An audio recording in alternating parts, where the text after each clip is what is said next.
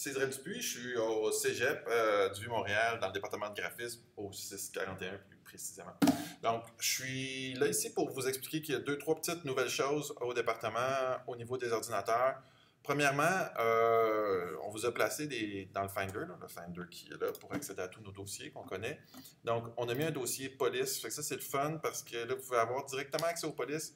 On a plein de profs ensemble, on a tout fait le ménage des différentes polices d'écriture, puis on les a classées par famille. Ça fait que ça vous permet de prendre les polices, puis d'aller les chercher, de les prendre pour vos projets et de les utiliser là, à la maison ou ici. À la maison, si vous avez un PC, n'oubliez pas que les TTF ne passeront pas, c'est seulement les OTF qui vont faire Mac PC. Fait que ça, c'est une chose. Police, un petit dossier police classé par famille.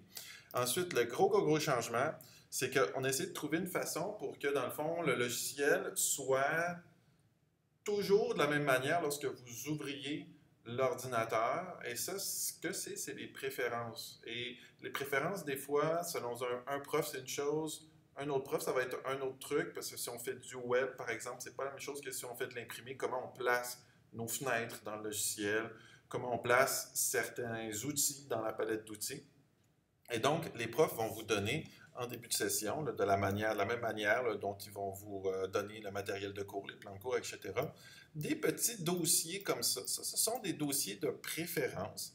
Et dans ces dossiers de préférence-là, qu'est-ce qu'on voit? C'est qu'on voit tout qui dit au logiciel comment placer sa palette d'outils, où mettre sa palette des calques.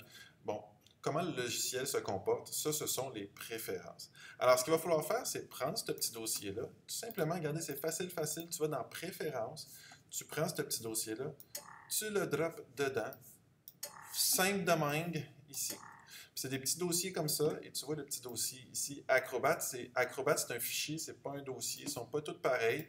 J'ai pas testé non plus tous les logiciels, mais la majorité des logiciels qu'on utilise là, sont là, puis vous avez des petits dossiers préférences qui sont comme ça. Vous les droppez là. C'est important que les logiciels soient fermés lorsque vous faites ça avant de le faire.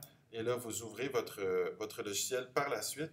Et là, à ce moment-là, le logiciel va aller chercher dans votre dossier préférences vos préférences à vous pour placer des choses de la manière dont vous voulez ces choses-là. Alors, par exemple, ici, si je fais un nouveau document ici, ben, je me rends compte que moi, dans ma palette d'outils, je sais pas, moi, j'ai mis mes outils de sélection de cette manière-là, dans ce logiciel-là.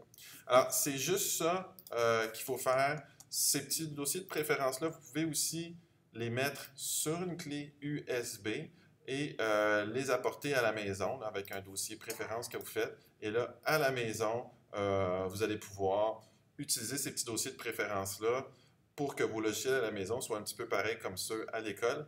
Mais ça, si vous pouvez le faire tout seul, allez-y. Sinon, il va falloir que je fasse un autre petit tuto pour vous montrer où trouver les dossiers de préférence. C'est un peu plus compliqué à la maison parce que vous n'aurez pas votre doc à gauche de placer comme celui du Cégep nécessairement. Alors voilà, c'était tout simplement cette petite procédure-là pour mettre vos préférences dans vos différents logiciels. J'ai tout dit. Oui, j'ai tout dit. Fait que bonne session, bonne rentrée, puis travaillez bien.